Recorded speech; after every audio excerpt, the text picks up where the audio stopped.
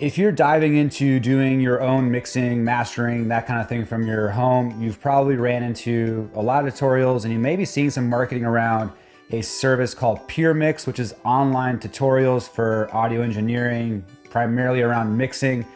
And it's a hilarious platform. The main guy who runs it, Fab Dupont, is a great teacher, super, super funny. And you may have seen that they released a tutorial around the Brauerize method with Michael Brauer, who's a famous mixing engineer known for like Coldplay, John Mayer, Phoenix, a bunch of really great artists. And they reveal the entire process with Michael Brauer himself in PureMix. You might be seeing some of those advertisements of, the Brauerizer finally revealed, and maybe wondering, maybe this is what I need to make my mixes have great feeling and just sound more professional. And I'm here to talk about the Brauerize method because I like Michael Brauer's mixing. I always have. I like that he works with feel. And he has said something around the lines of he just wants to get in the car and drive. He doesn't want to think about the back end or how things are put together or like what plugins are where. He just wants to show up, put up his faders, and just drive the song to completion. And I've been trying to find ways to make my workflow a lot more intuitive, to be able to not think so much about what plugins I need to use or I need to get extra plugins. And I wanted that kind of just get into the car and drive kind of thing. And he reveals his entire template, which I was very interested in seeing. So I actually went ahead and got a PureMix subscription so I could check out the Brauerize method. I'm gonna tell you all about it right now in this video. What's cool about it, what's not cool about it. And I'm also gonna compare a mix I did pre this template and then after this template.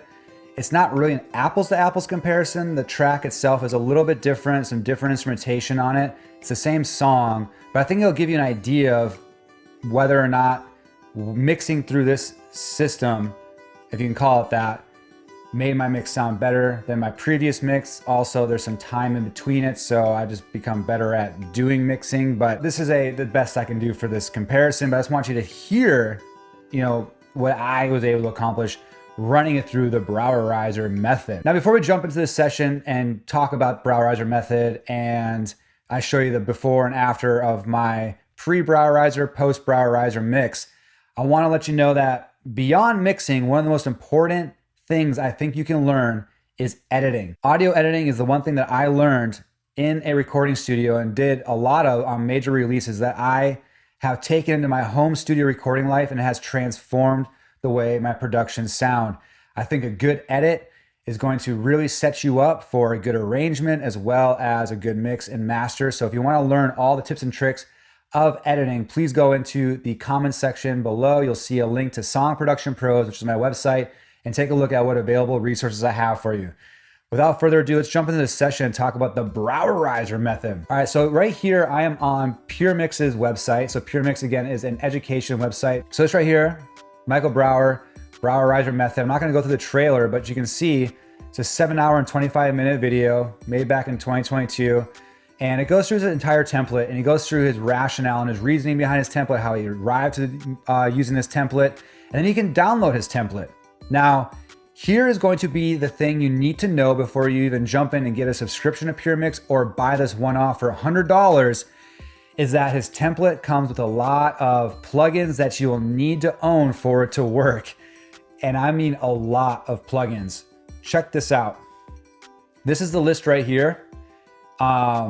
These are all third-party plugins, and there's a lot of them. And they're not just all in one bundle. Like, there's a lot of one-offs here that you can't get in like a subscription. There's some in here like the UAD, where some are part of the Spark subscription, but some you need the hardware for. And you got some Soft2, Plugin Alliance, PSP. So there's so much in here that you need to just to use his template. So just be aware of that. If you're looking to make the Brauerize method part of your workflow, and you want to just get his template and use that right out the gate, well, you're gonna need to have all of these plugins, or at least most of them. Fortunately enough for me, I had all the UAD stuff.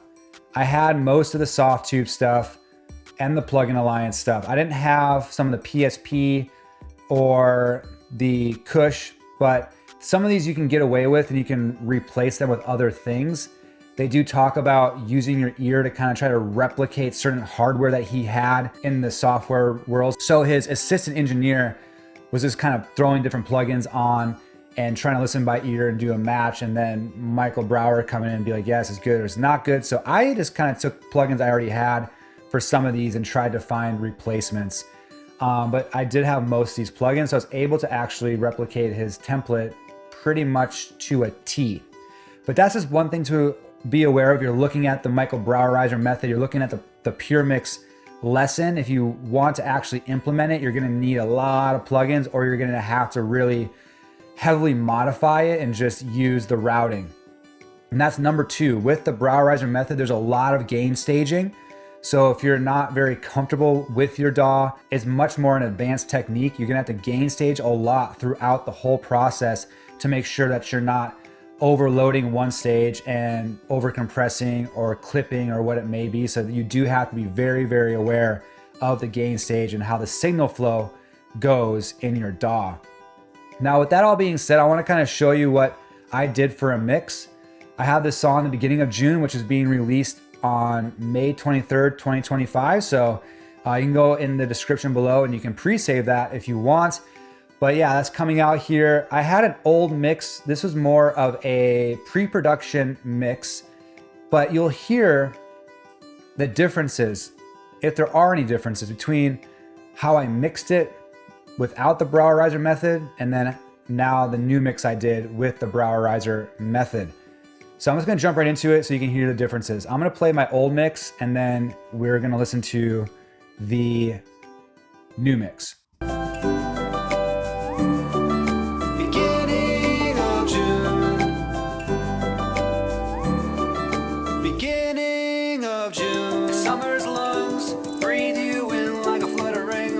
Butterfly of oxygen, you'll get wrapped up in that warmth again. Seasons come, seasons pass, champagne from this circle trap. One fills you up while the other takes it back. But don't lose hope. The pain in your darkest days. All found with the start of spring, though it might not feel true. Everything does renew. Okay, so the things that I'm hearing on this are, it just feels more open. I do feel like the Brauerizer method moves and feels better than the other version that I did. That's kind of one of the big key learnings that I learned from that whole series, was just how to mix into compression, but really do it in a gentle way. So things are pushing and pulling and moving instead of just flattening. And he has like a multi-stage bus process that he does. He has a multi-stage bus process he does with his vocals. And I felt like doing it that way with his template, again, you're not really thinking too much about what plugins you're using or their settings. You're just really looking for the feel. And I found myself using a lot less compression on individual tracks, a lot less EQ, a lot less of pretty much everything, because at this point you're really using the faders to just get to that place where the music just moves and feels good. But yeah, so let me know if you've been looking at this Brauerizer method, if you've been wondering if it's worth it or not worth it, or if you have actually gone through it, what your thoughts were. Hit me up in the comments below, your thoughts. I'd love to continue this conversation with you there. But again, if you're somebody who's making music from home and you're thinking you need to get better at the mixing side of things when you're doing a lot of your own writing, arranging, and producing, I would highly recommend trying not to go down this rabbit hole, because it's a skill in itself. I would say you're better off to invest the money into an actual mixing engineer to mix your tracks and offload that workflow if possible, because you're gonna waste a lot of time trying to get really good at mixing, as well as editing, arranging, recording, writing, performing. If you're trying to do all of it, you gotta find ways to offload. And I would say offload mixing and mastering is a great way to actually finish your songs, because at least I know for me, that's where most of my songs would get hung up. All right, again, let me know your thoughts in the comments below. I appreciate you joining me today, and I hope you have a great rest of your day.